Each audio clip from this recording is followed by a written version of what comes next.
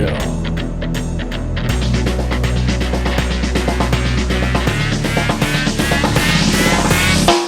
Make way, here comes the king. With those classy shiny bling bling thing. Moving like a wrecking machine. Get alive, he's the best. Listen up now, let's go.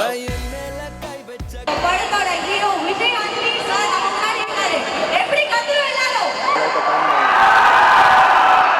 Lyca ப்ரொடக்ஷனோட CEO sir எப்படி இந்த படம் உருவாகிருக்கு? வணக்கம்.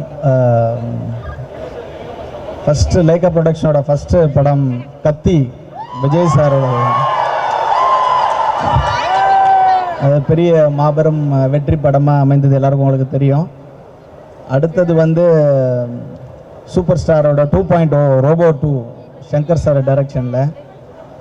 So இந்த மாதிரி அடுத்தது சபாஷ் Naidu Kamal Haasan sir படம் பண்ணிகிட்ருக்கோம். இது பண்ணிகிட்டு இருக்கும்போது ஃப்ரெண்ட்ஸ் எல்லாம் கேட்டாங்க என்ன இன்ட்ரெஸ்டிங் ஸ்கிரிப்ட் பேஸ்ட் படங்கள் ஒரு பெரிய பட்ஜெட் படங்கள் தான் பண்ணுவீங்களா அப்படின்ட்டு. So Vijay Antony is a good friend of mind. இப்போ அவர் ஜீவா சங்கர் எனக்கு அறிமுகப்படுத்தினார். அந்த கதையை கேளுங்க அப்படின்னு சொன்னார். ஸோ எமன் கதையை சொன்னார். வெரி வெரி இன்ட்ரெஸ்டிங் ஸ்கிரிப்ட், ரொம்ப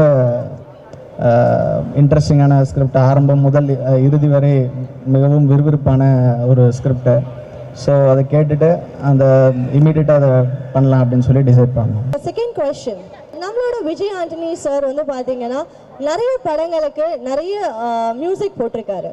ஓகே, ஸோ அதில் உங்களுக்கு பிடித்த பாடல் என்ன தெரிஞ்சுக்கலாமா? நீங்கள் போட்ட மியூசிக் எது ரொம்ப பிடிக்கும்னு கேட்குறாங்க. எனக்கு மட்டும் இல்லை, இங்கே இருக்க எல்லாருக்கும் பிடிக்கும்னு நினைக்கிறேன். அவர் விஜய் சாரோட என் உச்சி மண்டையில் கிருவீங்கன்னு எனக்காகவும் உங்களுக்காகவும் ஒரே ஒரு வரி ஒரு பாடுவார். S,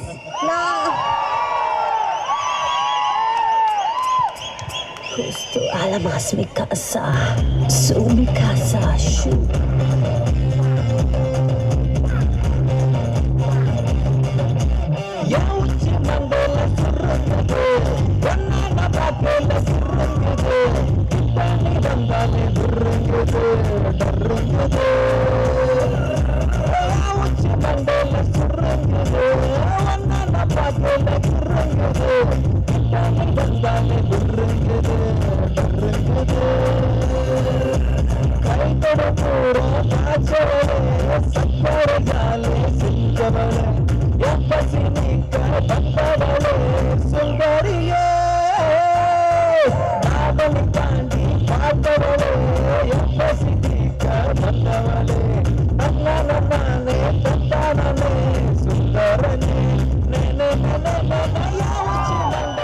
Okay, the next question to the Vijay Antony sir.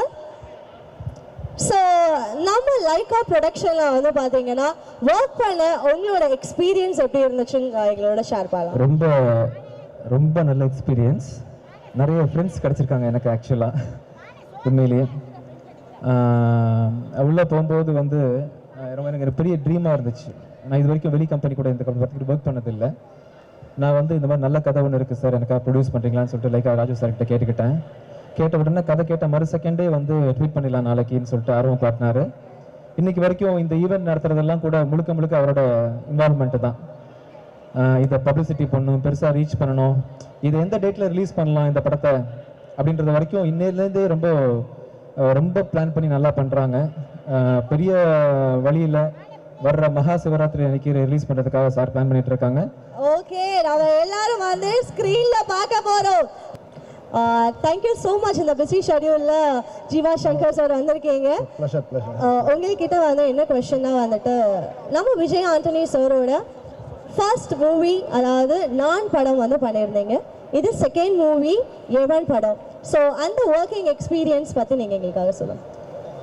Working experience wise வந்துட்டு ரொம்ப பெரிய டிஃப்ரென்ஸ் ஒன்றும் கிடையாது. Because we are friends almost ஒரு 16 இயர்ஸாக நாங்கள் ரெண்டு பேரும் ஃப்ரெண்ட்ஸ் அப்படிங்கிறதுனால வந்துட்டு புதுசாக வரும் விஷயம் இல்லை. பட் ஆஸ் ஆக்டராக வந்துட்டு நானில் பார்த்ததுக்கும் எம்என்ல பார்த்ததுக்கும் ஹியூஜ் டிஃப்ரென்ஸ் இருந்தது.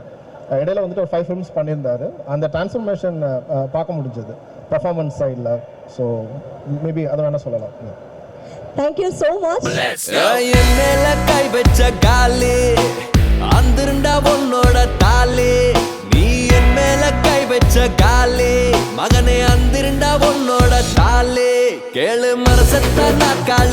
செத்தா இடங்காலி சக்காலி தக்காளி காலே ஆண்டாதே வேலி முடிஞ்சிருந்தா ஓ ஜோலி டூப்பாலே டூப்பாலே டோலே ஏழு மர செத்தா நாற்காலி நீ செத்தா இடங்காலி சக்காலி தக்காளி காலே. நான் ஒரு முடிவெடுத்திருக்கேன். அரசியலில் ஈடுபட போறேன். அரசியல் ஒரு சாக்கடைன்னு சொல்லுவாங்க. ஆனா அதுல இருக்கவனுக்கு மட்டும்தான் தெரியும் அது மனுஷனோட ரத்தமும் சதையும் கலந்தோட சாக்கடைன்னு. ரத்தத்துக்கு பயந்தவன் அரசனாக முடியாது. இங்க ரத்தக்கடை படியாத அரசன் யார் இருக்கா?